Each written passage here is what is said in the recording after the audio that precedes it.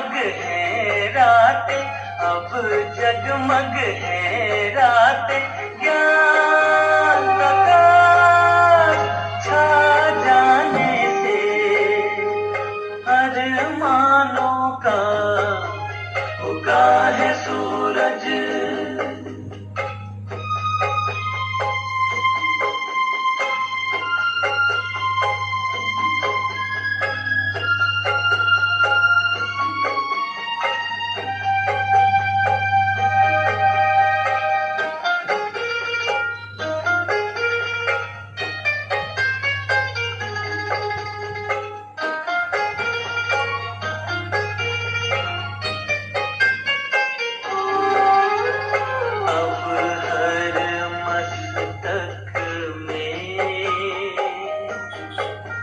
चमक चाँद सी आई है, अब हर मस्तक में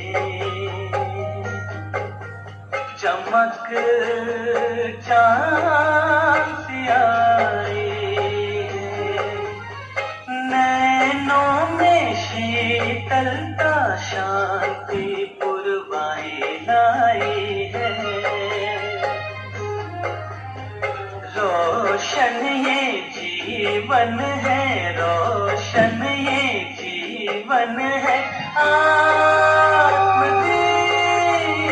जल जाने से अरमानों का उगा है सूरज।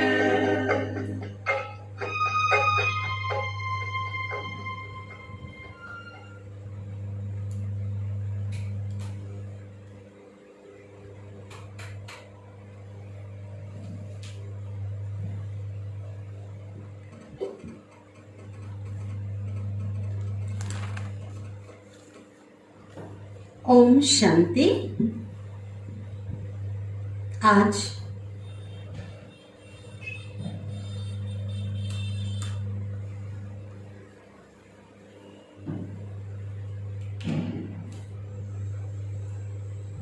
मीठे बाबा की महावाक्य सुनेंगे, साकार मुरली 27 तारीख की। तो बाबा ने आज कहा कम खर्च बाला नसीन बनने के लिए, तो ये भी बहुत बड़ी विशेषता है। तो कम खर्च करें लेकिन प्राप्ति ज्यादा हो। केवल स्थूल धन की बात नहीं है, हमारे पास जो कुछ भी है, संकल्प है, हमारे बोल कर्म, तो इसकी भी हमें बचत करनी है। व्यर्थ जाने नहीं देना है। व्यर्थ जाएगा तो एनर्जी भी जाएगी, समय भी जाएगा। तो इसलिए बाबा ने कहा है कि 2 बोल से काम बन जाए, हमें 10 बोल बोलने की जरूरत नहीं पड़े। साथ ही बाबा ने कहा आप बच्चों को बेहद का सन्यासी बनना है ना। सन्यास 2 प्रकार का है, एक हद का सन्यास और एक बेहद का सन्यास। तो हमें बेहद का सन्यास करना है, संपूर्ण पावन बनना है ना। पवित्रता के जो सब्जेक्ट है उसमें भी क्या करना है, उसमें फर्स्ट नंबर लेना है। कैसे नंबर लेंगे? संपूर्ण पवित्रता की बात बाबा कहते हैं, थोड़े समय की नहीं, क्योंकि फर्स्ट क्या है? पवित्रता। साथ ही बाबा ने कहा, बाबा हमें जो ज्ञान सागर बाबा है, बाबा हमें जो ज्ञान सुनाते हैं वो ज्ञान औरों को जरूर सुनाना है। घर में भी अगर सुनाया तो टुबका कहा बाबा ने, छोटा गड्ढा होता है ना पानी भरा हुआ, अगर थोड़े से लोगों को सुनाया तो टुबका बाबा कहते हैं। साथ ही बाबा ने कहा ज्ञान गंगा बनना है, ठीक है। और मम्मा बाबा जैसे वो बड़ी नदियां हैं, तो उनके जैसे हमें भी बनना है। और अन्य आत्माओं को भी क्या करना है? ज्ञान देना है। साथ ही बाबा ने कहा बाबा से और सेवा से प्यार है। अगर बाबा बीज रूप है, प्यार का सागर बीज रूप है, बाबा से अगर प्यार है, सेवा से प्यार है, तो जो परिवार है उसका प्यार स्वतः ही मिलेगा। इतना बड़ा कनेक्शन उसका है। तो बाबा की मुरली अभी हम विस्तार से सुनते हैं। बाबा की वाणी ही बहुत उमंग उत्साह दिलाने वाली है, संजीवनी बूटी है जो मूर्छित को सुरजित कर देती है ना। उमंग उत्साह का संचार करने वाली है, खुशियों से भरपूर करने वाली है। कवि मुरली को बहुत ही प्यार से आत्मिक स्थिति में स्थित होकर प्यार से हम सुनते हैं। आज की मुरली का सार। बाबा कहते, मीठे बच्चे, तुम्हें इस पतित दुनिया से अपना बुद्धि योग निकाल बेहद का सन्यासी बनना है। सन्यासी माना पूरे पवित्र, है ना, और पक्के योगी। आज की मुरली का प्रश्न है, कौन सी अवस्था आते ही माया के तूफान समाप्त हो जाते हैं। हम सभी बाबा के बच्चे, लाखों आत्माएं जो पुरुषार्थ कर रहे हैं, तो हम सभी चाहते हैं कि जो माया के तूफान आकर के जो हमारी स्थिति को अप डाउन करते हैं, है ना, तो वो क्या हो जाए, तूफान समाप्त हो जाए। तो बाबा ने बताया कि ऐसी कौन सी अवस्था है जिसके आने से वो तूफान समाप्त होंगे। उत्तर, जब मेरा पति, है ना, कल की पॉइंट याद दिलाती हूँ। बाबा ने कहा था ना कि मेरा का जो ग्रहण है, मेरा का जो फेरा है ना, उस ग्रहण को क्या करना, उतारना है, ये बोला था बाबा ने। तो आज भी बाबा ने कहा कि जब मेरा पति, मेरा बच्चा और देश जो मकान है, जो प्रॉपर्टी है, कोई वस्तु है, जो कुछ भी है, देश में बहुत सारी चीजें आ जाती है जिसमें लोगों की बुद्धि लटकी हुई है, जिसे हम मेरा समझते हैं। तो इस मेरे से बुद्धि योग टूट जाएगा और मेरा तो एक शिव बाबा और दूसरा ना कोई। जब यह बुद्धि में पक्का होगा, एक बाप से पूरा बुद्धि योग लगा होगा, तब माया के तूफान समाप्त हो जाएंगे। ये बाबा ने युक्ति बताया है। तो क्या करना है, अनेक मेरे को खत्म करने के लिए एक परमात्मा को, भगवान को ही दिल से मेरा बनाना है, मानना है। गीत बजा है, कौन आया मेरे मन के द्वारे, है ना। हम क्या कहेंगे, मुरली की मीठी तान ली कहेंगे ना, चेंज करेंगे। तो कौन आया मेरे मन के द्वारे, परमात्मा आया, शिव बाबा आया। ओम शांति। भगवानो वाच। यह तो बच्चे समझ गए हैं कि आत्माओं का बाप उसे कहा जाता है परम पिता परमात्मा। बाप खुद समझाते हैं, परमात्मा पिता भगवान खुद समझाते हैं, मेरा कोई आकार में बड़ा रूप नहीं है। जैसे आत्मा के लिए क्या कहते हैं, स्टार भ्रिकुटी के बीच में रहती है, वैसे मैं भी परम आत्मा हूं, उनकी महिमा बड़ी है। ज्ञान सागर है, बाकी इतना बड़ा चित्र नहीं है। जैसे लिंग बनाते हैं ना, बड़ी बड़ी शिवलिंग बनाते हैं, इतना बड़ा नहीं है। इतना बड़ा होता तो इस शरीर में घुस नहीं सकता। आत्मा का जो स्वरूप है, वैसे परमात्मा, आत्मा तो सूक्ष्म है, परमात्मा का जो बड़ा बड़ा रूप बताते हैं, अगर वो बड़ा होता तो शरीर में घुस नहीं सकता। यह तो शिवलिंग की पूजा करते हैं तो बड़ा बनाते हैं, है ना, क्योंकि भक्ति मार्ग में बड़ा बनाते हैं। भावना को व्यक्त करने के लिए पत्र पुष्प फूल जो अर्पित करते हैं पूजा करने के लिए, अब छोटे से बिंदु की पूजा तो हो नहीं सकती। चलो ज्ञान नहीं है और पूजा भी नहीं हो सकती, तो इसलिए बाबा कहते हैं तो बड़ा बनाते हैं, शिवलिंग की पूजा करते हैं ना, इसलिए बड़ा बनाते हैं। अंगूठे सदृश्य कहते हैं, आत्मा माना सिर्फ उनको परम कहते हैं, जो परम धाम में रहते हैं। तुम जानते हो इस समय है डेविल वर्ल्ड, माना आसुरी दुनिया, आसुरी संप्रदाय। वे आसुरी दुनिया में आसुरी संप्रदाय। सतयुग में इस भारत पर देवताओं का राज्य था और अब है आसुरी राज्य। हाँ, भक्ति मार्ग में जो दिखाते हैं, देवताओं के साथ असुरों को दिखाया, देवताओं के साथ युद्ध दिखाया। तो भगवान ने हमें ज्ञान दिया, असुर कोई ऐसा नहीं कि बड़े बड़े दांत वाले भयंकर शरीर वाले कोई ऐसा कोई मानव हो, ऐसा नहीं है। असुर अर्थात आसुरी वृत्ति आज लोगों के अंदर, मनुष्य के अंदर उसकी वृत्ति आसुरी हो गई है। काम, क्रोध, मोह, लोभ, अहंकार, ईर्ष्या, द्वेष, घृणा से वो ग्रसित हो गया है। तो इसलिए बाबा कहते यही क्या है, यही आसुरी राज्य है। देखो क्या क्या खा जाते हैं। देखो कुछ भी चीज नहीं बचा है। इंसान के लिए भगवान ने खाने के लिए कितने नेचुरल चीजें बनाई हैं, है ना, प्रकृति में, लेकिन फिर भी क्या करते हैं, ये 2 इंच के जीव के लिए कितने प्रकार के निरीह जो प्राणी हैं, मुख प्राणियों की हत्या करके उसको खा जाते हैं, और कुछ ना कुछ मना बता नहीं सकते कि क्या क्या खा जाते हैं। मांस और मदिरा यह राक्षसी आहार है, जिसको कहते हैं तमोगुणी आहार, है ना। राक्षसों का भोजन क्या था, खून मांस, है ना, और जो शराब आदि मदिरा। तो आज किसका आहार बन गया है, मनुष्यों का। तो वही क्या है, असुरों का आहार, राक्षसी आहार है।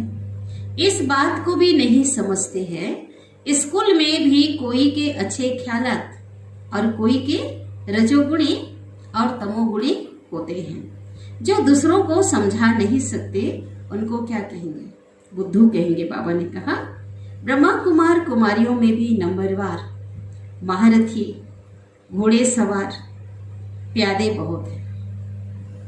जो अच्छी रीति समझा नहीं सकते हैं, ज्ञान पूरा ना होने के कारण डिस सर्विस करते हैं। ठीक है, जितना जिसमें ज्ञान है उतना समझाएंगे। पढ़ाने वाला तो अपनी ओर से, भगवान तो कोई कसर नहीं छोड़ रहे हैं, लेकिन समझने वाले नंबरवार हैं। तो जितना जिसके अंदर समझ है, जितना समझेंगे उतना समझाएंगे। नंबरवार तो है ना, कहाँ भूले भी करते हैं। बच्चों को नशा होना चाहिए, हम तो देवता बन रहे हैं। बाप खुद कहते हैं मैं पतितों की दुनिया में आता हूँ। सतयुग में यही नारायण था, आदि देव, प्रजापिता कहते हैं ना, आदि पिता। तो सतयुग में जो है वो यही आत्मा नंबर 1 थी, नारायण थी। और अभी क्या बने हैं, नंबर 1 पुजारी भी यही बना है। फिर इनका ही ऑल राउंड पाठ है, शुरू से लेकर सृष्टि के अंत तक। प्रजापिता ब्रह्मा इनका पाठ है। यह मेरा मुकर्रर तन है, फिक्स है, यह चेंज नहीं हो सकता। कोई कहे कि अगले कल्प में भगवान दूसरे तन में आए, बाबा कहते ऐसा हो नहीं सकता। ऐसे नहीं कि कब मैं दूसरे को चांस दो। यह ड्रामा, ये जो खेल है वो बना बनाया है, इनमें कभी भी चेंज नहीं हो सकती। बाबा कहते हैं मैं आता हूँ पतितों की दुनिया में, परंतु कोई को पतित कहो तो बिगड़ पड़ेंगे। परंतु जब भगवान है, भगवानोवाच है कि सब आसुरी संप्रदाय हैं, तो मानना पड़ेगा ना। भगवान माना भगवान निराकार, ना ब्रह्मा, ना विष्णु और ना शंकर, ना कृष्ण, देश देश देश, ना राम, ना नारायण, जो भी देवताएं हैं कोई नहीं। भगवान एक है और देवताएं अनेक हैं। भगवान अर्थात निराकार। कहते हैं परमात्मा, कहते हैं मैं परमात्मा भी तुम्हारे जैसा हूँ। वरना तुम आत्मा जैसे निराकार ज्योति स्वरूप हो, तो मैं भी वैसे हूँ। मैं तुमको राजयोग सिखलाने आया हूँ, क्योंकि राजयोग कोई मनुष्य नहीं सिखला सकता। इस राजयोग की कितनी महिमा है, बहुत योग आश्रम खुले हैं, योग की इतनी महिमा है। आज अनेक प्रकार के योग जो है आश्रम खुले हैं अनेक नामों से। उसमें हठ योग आदि सिखलाते हैं, अनेक प्रकार के आसन होंगे, है ना। शारीरिक जो योगा आदि योग वो हठ योग है, जिसमें कहीं ना कहीं शरीर को क्या होता है, कष्ट होता है ना। हठ योग, हठ जिसमें होता है।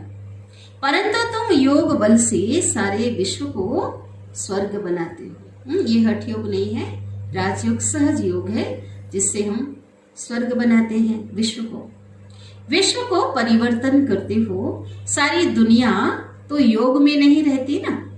योग की कितनी महिमा है।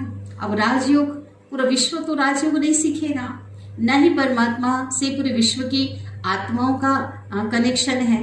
अभी जैसे डायरेक्ट हम जुड़े हैं, जिससे खास भारत स्वर्ग बन जाता है। परंतु कोई को पता नहीं है कि इसको स्वर्ग किसने बनाया। जरूर ऐसा स्वर्ग बनाने वाला होगा ना। बाबा कहते हैं मैं ही आकर देवता बनने का कर्म सिखलाता हूँ।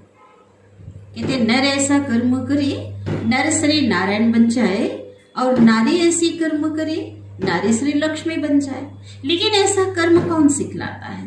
तो भगवान कहते कोई मनुष्य तो सिखा नहीं सकता। ये कर्म जो देवता बनने का कर्म है ये मैं सिखलाता हूँ। यह तो बड़ा सहज है, वह तो बहुत यज्ञ आदि करते हैं। यहाँ तुम कोई यज्ञ हवन आदि बाबा कहते हैं करते हो क्या? कुछ भी नहीं करते यहाँ पे तो, है ना। स्थूल का कोई कर्मकांड यहाँ भक्ति में किया, बहुत किया, यहाँ नहीं करते। धूप की भी खुशबू के लिए जलाते हैं ना, अगरबत्ती जलाते हैं, धूप जलाते हैं, तो थोड़ा वायुमंडल जो आध्यात्मिक बन जाता है, चेंज हो जाता है ना, तो इसलिए जलाते हैं। बाकी यहाँ कोई कर्मकांड की कोई बात नहीं है। तो बाप अपना परिचय देते हैं कि मैं आत्मा हूँ जैसे कि तुम हो, परंतु मैं पुनः जन्म नहीं लेता हूँ। जन्म लेता हूँ परंतु मरण में नहीं आता। मेरी जयंती मनाते हैं, मैं इस तन में पढ़ाने के लिए आता जाता रहता हूँ, तो इसको मृत्यु नहीं कहेंगे। बाबा कहते जब चाहूँ मैं आकर पढ़ा लेता हूँ, और जब चाहे अपने घर परम धाम में मैं चला जाता हूँ, तो इसको मृत्यु थोड़ी कहेंगे, है ना। मृत्यु तो शरीर की होती है।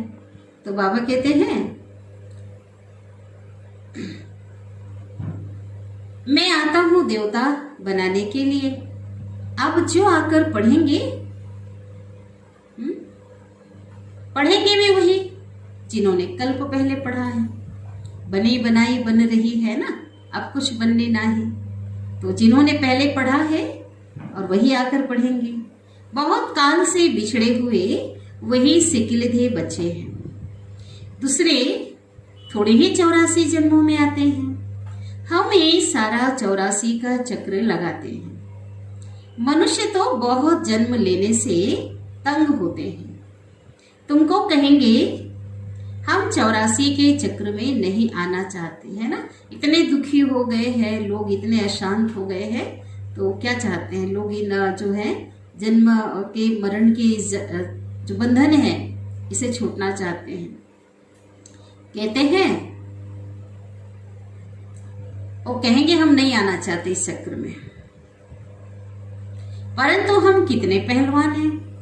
बाबा कहते हैं हम बाबा के बच्चे, हम कितने पहलवान हैं, जो हम और ही खुश होते हैं, है ना। इस चक्र को याद करने के लिए, इस चक्र को याद करके हम खुश होते हैं। लोग छोड़ना चाहते हैं और हम खुश होते हैं।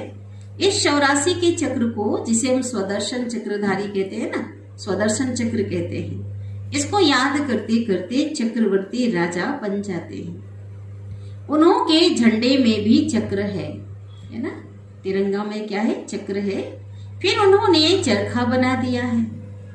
उनके सामने तुम्हारा कोट आप आमर्स ठीक है ना। जैसे त्रिमूर्ति में 3 सिंह दिखाते हैं ना।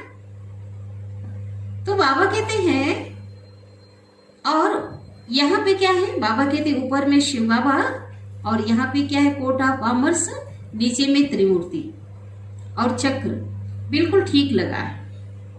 यह तुम्हारा शिव का झंडा बिल्कुल ठीक है। तुमको समझाया है संन्यास 2 प्रकार का है। एक है निवृत्ति मार्ग का संन्यास, जंगल में चले जाते हैं, घर परिवार का संन्यास करके जंगल में चले जाते हैं। वह है हाफ संन्यास, पूरा संन्यास नहीं है। तुम्हारा है फुल संन्यास, पूरा संन्यास। किसका संन्यास करते? पूछते हैं बाप, बताओ किसका संन्यास करते? हाँ, और हाँ, और दुनिया का, सारी आसुरी दुनिया का संन्यास करते हैं। संन्यास करते हो। मेरा पति, मेरा बच्चा, मेरा गुरु, उन सब मेरे से बुद्धि योग तोड़ते हो। मेरा तो एक शिव बाबा, दूसरा ना कोई। जब तक यह अवस्था नहीं आएगी तब तक तूफान आते रहेंगे। झोंके खाते रहेंगे। तूफान में क्या होता है, झोंके खाते हैं, है ना, असर पड़ता है ना तूफान में, हवा आंधी तूफान आता है तो बाबा कहते हैं स्थिति अप डाउन होती है। मायावी जो तूफान आएंगे, बाप सारी आसुरी दुनिया का संन्यास कराते हैं बुद्धि से। क्यों संन्यास कराते हैं? क्योंकि यह सब कुछ भस्म होना है। वह ऐसे नहीं कहते हैं कि सब भस्म होना है, लोगों को पता नहीं है। तुम रहते संबंधियों के बीच में हो, परंतु उनको देखते बुद्धि वहां लगी हुई है ना। घर में रहते हैं, परिवार में रहते हैं, सबको देखते हैं, निभाते हैं, लेकिन बुद्धि किससे लगी हुई है? परमात्मा से। मेरा कुछ भी नहीं है।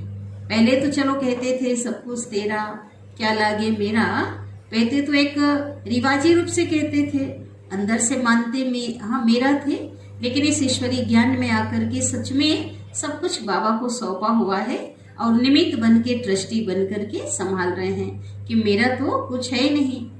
तो काम क्रोध किससे होगा? तो ये युक्ति बहुत अच्छी है, परंतु जब बुद्धि में बैठे तब ना, इसको राजयोग कहा जाता है। तुम योग लगाते हो, राजाई लेते हो, वह है हठ योग। यह गुह्य पॉइंट हमारा है राजयोग, और बाकी जो लोग हैं मनुष्य जो करते हैं वो है हठ योग। योगी तो दुनिया में बहुत हैं, बहुत से योगी हैं, परंतु बाबा कहते हैं एक का भी मेरे साथ योग नहीं है। भले याद कर रहे हैं, है ना, लेकिन पूर्ण परिचय ना होने के कारण कोई तत्व के साथ योग है, किसी का गुरुओं के साथ है, किसी का अपने इष्ट देवताओं के साथ है, डायरेक्ट परमात्मा के साथ योग नहीं है, इनडायरेक्ट है ना।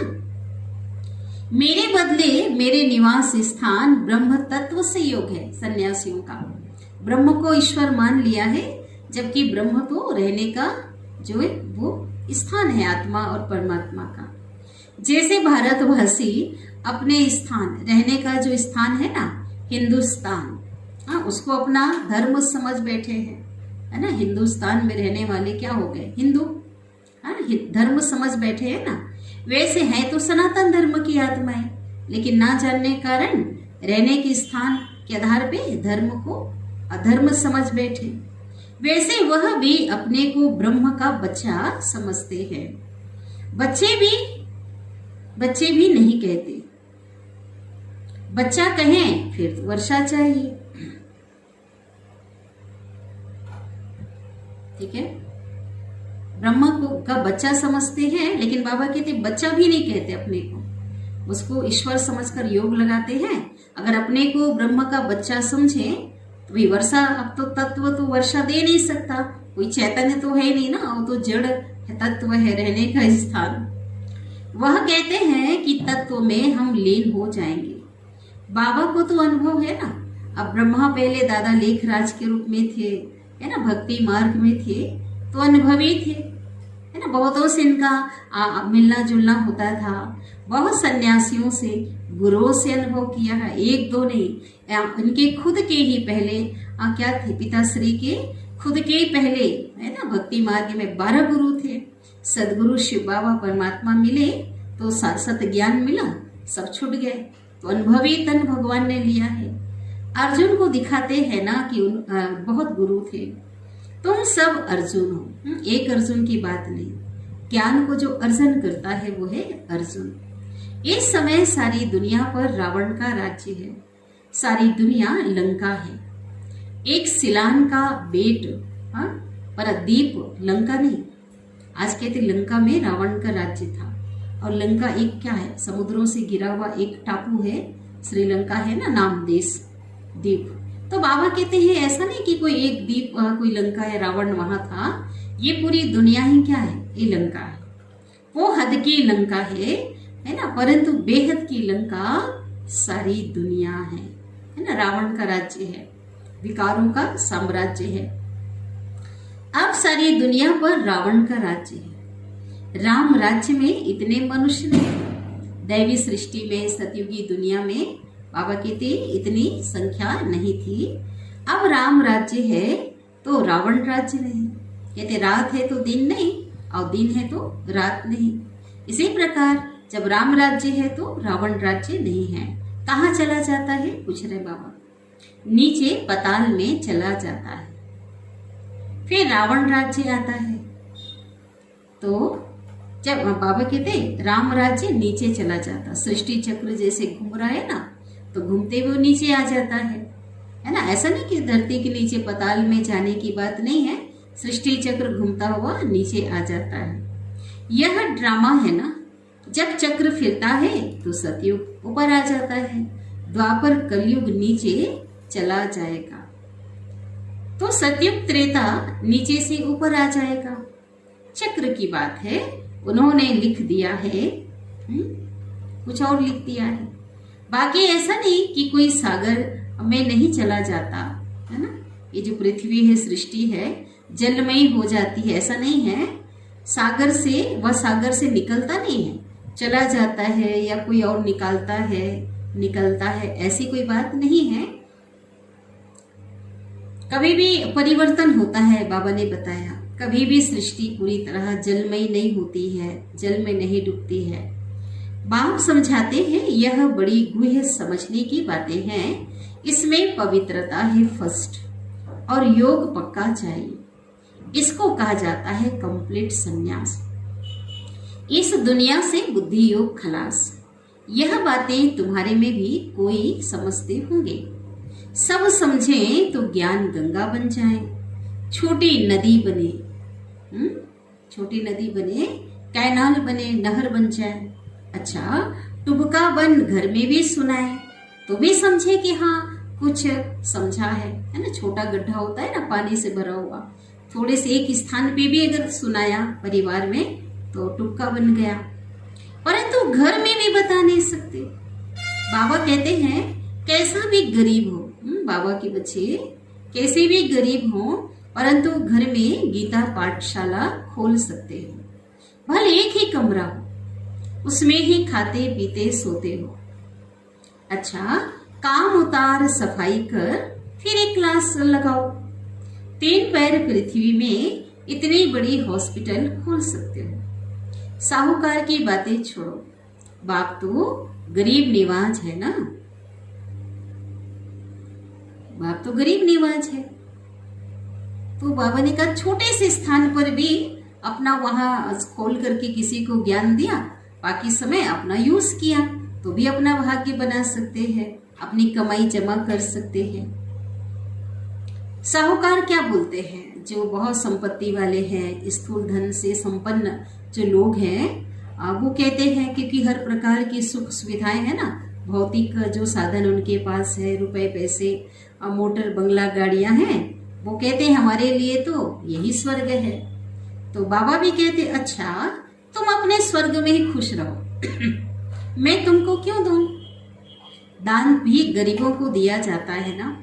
बड़ा आदमी तो यहाँ जमीन में बैठने से चमकेंगे, है ना। शुरुआत जब हुई तो पट पे ही सब बैठ के ज्ञान सुनते थे।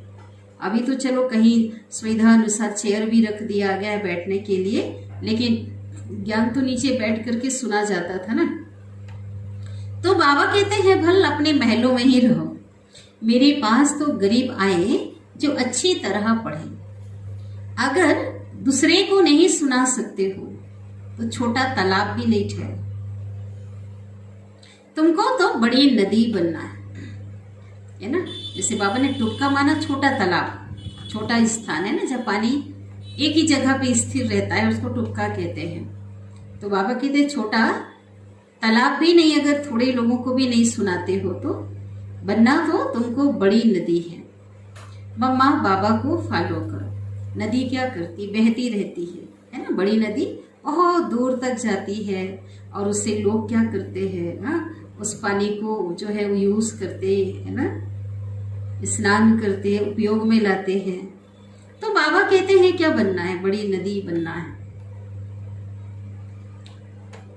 मम्मा बाबा को फॉलो करना है, परंतु घर में भी नहीं सुना सकते तो चुल्लू पानी की तरह भी नहीं ठहरे। सोच लो बाबा ने कितनी बड़ी बात कही है।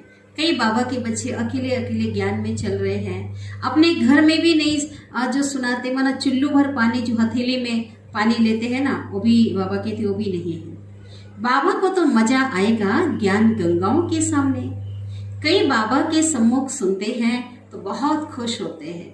मुरली होती ही है ना, नशा चढ़ाने वाली, उमंग उत्साह से भरने वाली, परंतु जैसे ही सीढ़ी नीचे उतरे, बाबा के घर आए, ज्ञान सुना और जैसे नीचे उतरे ना तो नशा भी उतर जाता है। फिर घर पहुंचे तो बाबा ने क्या सुनाया वो तो भूल गए, है ना, धारणा में तो है ही नहीं वो बातें। तो फिर बाबा ने मना किया है जिन बातों का, तो ज्ञान की बातें नहीं होंगी तो मन में कुछ ना कुछ बातें तो होगी ना जरूर, भाई जो भी कोई काम तो करेंगे ही। फिर वही झरमुई झरमुई पर चिंतन चालू। बाबा तो चलन से समझ जाते हैं, आते हैं मिलने के लिए, कहते हैं मेरा पति। बाबा के पास बहुत से लोग आते थे, मेरा पति, कोई कहता था मेरा बच्चा, तो बाबा उनसे कहते थे अरे तुमको पति कहाँ से आया, आती हो स्वर्ग में चलने के लिए, फिर भी मेरे मेरे में फंसी हो। अच्छा, इतना डोज काफी है। हाँ, ज्ञान भी क्या है, आत्मा का एक डोज है, तो आत्मा के लिए तो बाबा कहते इतना काफी है। देना इतना चाहिए जितना हजम कर सके। इसलिए बाबा के ज्ञान को समझने के लिए भी 7 दिन का जो साप्ताहिक कोर्स का रखा हुआ है। कभी भी बाबा कहते इकट्ठा डोज ना दो, थोड़ा थोड़ा आत्माओं को डोज देना चाहिए, है ना। तो बाबा भी कहते हैं इतना डोज काफी है। बाबा ने नटसेल में बताया, संक्षेप में बताया है, योग से तुम स्वर्ग की स्थापना कर रहे हो, बाकी बादशाही के लिए नॉलेज चाहिए। 2 सब्जेक्ट है ना। बाबा भी योग में रहने का पुरुषार्थ करते हैं। कौन से बाबा? ब्रह्मा बाबा। शिव बाबा को तो योग नहीं लगाना है, ब्रह्मा को, मनुष्य है ना, ब्रह्मा, उनको तो योग लगाना है ना। बाकी बादशाही के लिए नॉलेज चाहिए ना। 2 सब्जेक्ट है। बाबा भी योग में रहने का पुरुषार्थ करते हैं। 2 सब्जेक्ट कौन सा मुख्य? ज्ञान और योग है तो 4 सब्जेक्ट, लेकिन बाबा कहते नॉलेज चाहिए ना बादशाही के लिए, और योग से स्वर्ग की स्थापना कर रहे हो तो 4 सब्जेक्ट, ज्ञान योग सेवा धारणा। तो मुख्य 2 सब्जेक्ट क्या है? ज्ञान और योग, और ये दोनों होंगे तो बाबा ने कहा धारणा और सेवा तो उससे जुड़ा हुआ है। बाबा भी योग में रहने का पुरुषार्थ करते हैं, तब कहते हैं ना बिसरो ना याद रहो। अच्छा, मीठे मीठे सिकिलधे बच्चों प्रति माता पिता बाप दादा का याद प्यार और गुड मॉर्निंग। रूहानी बाप के रूहानी बच्चों को नमस्ते, और हम रूहानी बच्चों की रूहानी माता पिता बाप दादा को याद प्यार, गुड मॉर्निंग और नमस्ते। शुक्रिया बाबा, शुक्रिया आपका दिल से पद्मा पदम गुना शुक्रिया।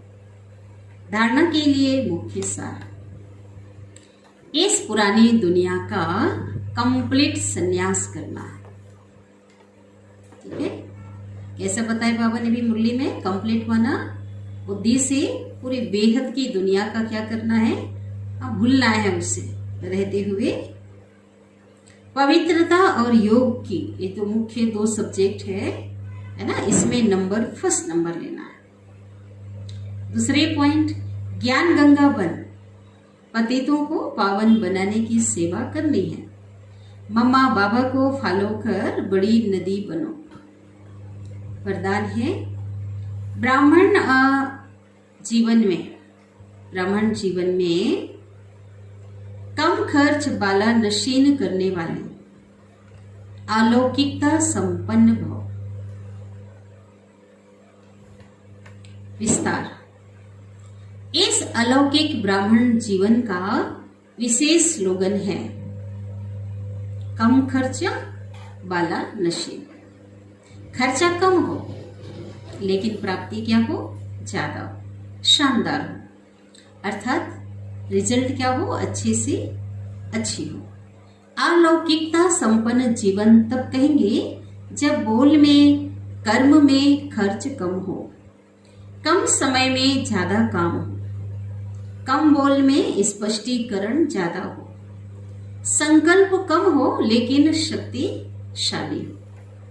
इसको कहा जाता है कम खर्च वाला नसीन। बाबा ने इसको विस्तार से क्लियर करके बताया। कई बार मुरली में आता है ना शॉर्ट में, कम खर्च वाला नसीन बनो, तो अव्यक्त बाप दादा ने इसे बहुत क्लियर किया है। हाँ, वरदान तो अव्यक्त मुरली से है ना, तो बाबा ने बता दिया कम खर्च, प्राप्ति शानदार, प्राप्ति ज्यादा।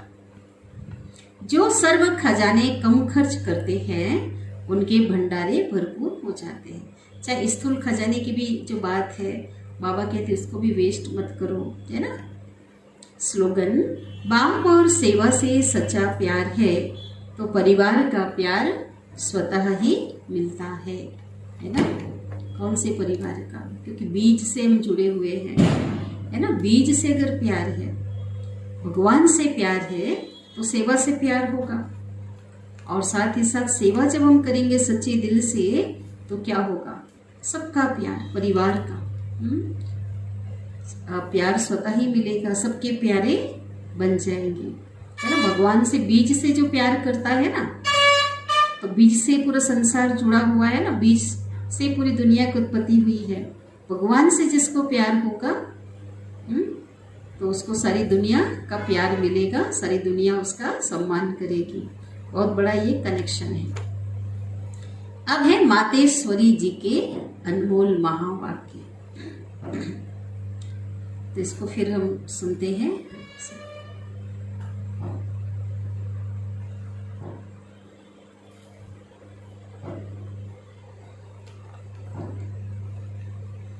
अब यह जो शिरोमणि गीता में भगवानुवाच है, बच्चे, जहां जीत है वहां मैं हूं, यह भी परमात्मा के महावाक्य है। पहाड़ों में जो हिमालय पहाड़ है उसमें मैं हूं, लिखा है ना। सांपों में काले नाग मैं हूं, इसलिए पर्वत में ऊंचा पर्वत कैलाश पर्वत को दिखाते हैं। सांपों में काले नाग, इससे सिद्ध है कि परमात्मा अगर सर्व सांपों में केवल काले नाग में है तो सर्व सांपों में उनका वास नहीं है। अगर ऐसे भी समझा जाए, अगर परमात्मा ऊंचे ते ऊंचे पहाड़ में है तो गोया नीचे के पहाड़ों में नहीं है। और फिर कहते हैं जहां जीत है वहां मेरा जन्म है, गोया मैं हार में नहीं हूं। तो यह बातें भी अगर हम ले, ऐसी बातें तो सत्य है ही नहीं, लेकिन फिर भी इन बातों को भी हम गीता के पॉइंट को अगर लें तो फिर भी क्या होगा? तो भी ये बात सिद्ध होती है कि परमात्मा सर्वव्यापी नहीं है। एक तरफ ऐसे भी कहते हैं और दूसरे तरफ ऐसे भी कहते हैं कि परमात्मा के अनेक रूप, अब परमात्मा अनेक रूप में आते हैं। जैसे परमात्मा को 24 अवतारों में दिखाया है, कहते हैं ना, उसमें कौन कौन सा अवतार है? कच्छ, कछुआ, मच्छ, और क्या बताया है? निष्कृष्ट प्राणी वराह, है ना, उसको भी दिखाया है। पिग, जिसको हम कहते हैं सबसे ज्यादा जो निष्कृष्ट प्राणी है। सोचिए क्या है लोगों की मानसिकता। तो कहते हैं सब परमात्मा के रूप है, 24 अवतार। अब यह उनका है मिथ्या ज्ञान। ऐसे ही परमात्मा को सर्वत्र समझ बैठे हैं, जबकि इस समय कलयुग में परमात्मा सर्वत्र नहीं है। क्या सर्वत्र है बताओ? सर्वव्यापी क्या है भी कलयुग में? रावण, माया, है ना, 5 विकार। फिर तो परमात्मा व्यापक कैसे ठहरा? गीता में भी कहते हैं ना, मैं फिर माया में व्यापक नहीं हूं, ये भी है। इससे सिद्ध होता है कि परमात्मा सर्वत्र नहीं है। अब यह तो हम जानते हैं कि जब हम निराकारी दुनिया कहते हैं तो निराकार का अर्थ है यह नहीं कि उसका कोई आकार नहीं है। जैसे हम निराकारी दुनिया कहते हैं, इसका मतलब है जरूर कोई दुनिया है, परंतु उसका स्थूल सृष्टि मुआफिक आकार नहीं है। परमात्मा निराकार है ना, परंतु स्थूल सृष्टि मुआफिक आकार नहीं है। जैसे मनुष्यों का है ऐसा नहीं है, ऐसे परमात्मा निराकार है लेकिन उनका अपना सूक्ष्म रूप अवश्य है। तो हम आत्मा और परमात्मा का धाम, रहने का स्थान निराकारी दुनिया है। जब हम दुनिया अक्षर कहते हैं तो इससे सिद्ध है कि वो दुनिया है और वहां रहते हैं, तभी तो दुनिया नाम पड़ा। अब दुनियावी लोग समझते हैं परमात्मा का रूप भी अखंड ज्योति तत्व है। वो हुआ परमात्मा के रहने का ठिकाना, जिसको रिटायर्ड होम कहते हैं, है ना। तो हम परमात्मा के घर को परमात्मा नहीं कह सकते भाई, घर घर होता है, रहने का स्थान को हम परमात्मा थोड़े कहेंगे। अब दूसरी है आकारी दुनिया, है ना, सूक्ष्म लोक, जहाँ ब्रह्मा विष्णु शंकर देवताएं एक लाइट के ओरा के शरीर में होते हैं, है ना, सूक्ष्म शरीर में रहते हैं। तो वो है आकारी दुनिया, ठीक है। और यह है साकारी दुनिया। ये मनुष्य सृष्टि, ये साकारी दुनिया है, जिसके दो भाग हैं। एक है निर्विकारी स्वर्ग की दुनिया, जहां आधा कल्प सर्वदा सुख है, पवित्रता और शांति। दूसरी है विकारी कलयुगी दुख और अशांति की दुनिया, है ना। ये दुनिया दो भागों में, नई दुनिया और पुरानी दुनिया में बटी हुई है। आधा कल्प नई दुनिया, आधा कल्प पुरानी दुनिया। अब वो दो दुनियाएं क्यों कहते हैं? क्योंकि यह जो मनुष्य कहते हैं स्वर्ग और नरक दोनों परमात्मा की रची हुई दुनिया है। ऐसा बोलते हैं ना कि दोनों दुनिया भगवान ने बनाई है।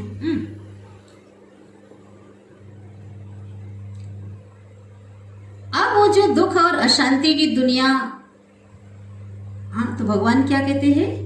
इस पर परमात्मा के महावाक्य हैं कि बच्चे, मैंने कोई दुख की दुनिया नहीं रची है, मैंने जो दुनिया रची है ना वो सुख की दुनिया रची है। इसलिए क्या एक शब्द भी कहते हैं ना कि लोग कहते हैं, देख तेरे संसार की हालत क्या हो गई भगवान, कितना बदल गया इंसान, ऐसा कहा जाता है ना।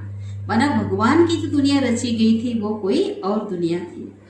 यह जो दुख और अशांति की दुनिया है ना, वो मनुष्य आत्माएं अपने आप को, स्वयं को और मुझ परमात्मा को भूलने के कारण यह हिसाब किताब भोग रहे हैं, दुख भोग रहे हैं। बाकी ऐसे नहीं है कि जिस समय सुख और पुण्य की दुनिया है, हाँ, वहां कोई सृष्टि नहीं चलती।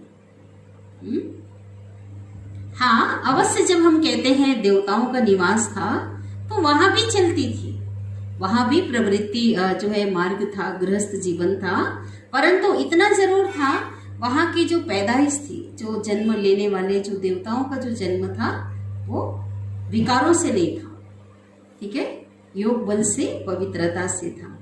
जिस कारण इतना कर्म बंधन नहीं था, उस दुनिया को कर्म बंधन रहित स्वर्ग की दुनिया कहते हैं। तो एक है निराकारी दुनिया और दूसरी है आकारी दुनिया और तीसरी है ये साकारी दुनिया। तो बहुत अच्छे से ये मंथन था। ज्ञानेश्वरी सरस्वती जगदम्बा मम्मा ने जो ईश्वरी महावाक्य को जो है बहुत सरल करके जो समझाया था वो भी हम बीच बीच में सुनते हैं। अच्छा, बाबा को हम याद कर लेते हैं, ठीक है।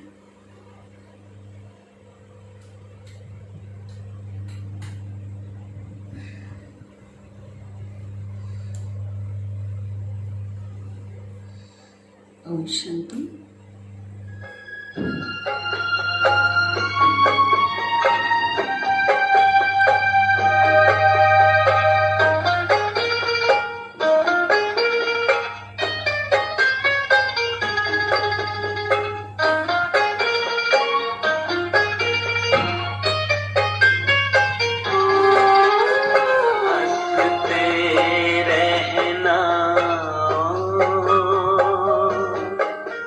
हंसाना यही कर जाना है, हंसते रहना, हंसाना यही कर जाना है, आनंद ही कारनामा है। आत्म तृप्ति मिल रही है, आत्म तृप्ति मिल रही है, खुशी हमें मिल जाने से अरमानों का उगा है सूरज।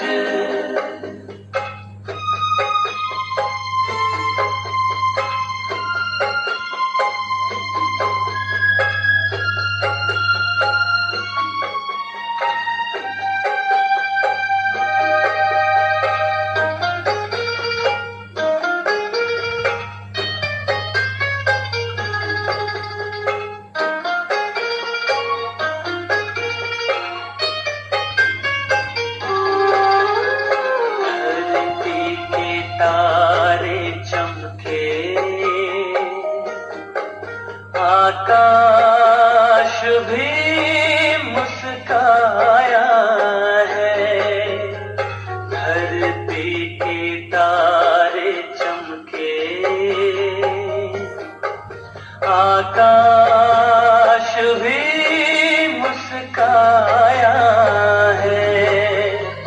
उगते सूरज की लाली से गान विजय का गाया है।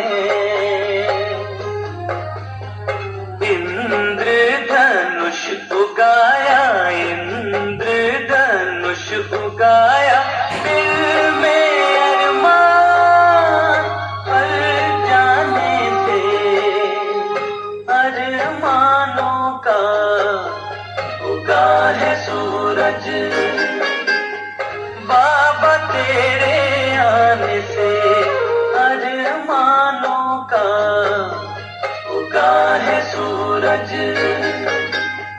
बाबा तेरे आने से अब जगमग है रातें, अब जगमग है रातें। ज्ञान प्रकाश छा जाने से अरमानों का उगा है सूरज। बाबा तेरे आने से, बाबा तेरे आने से, बाबा तेरे आने से।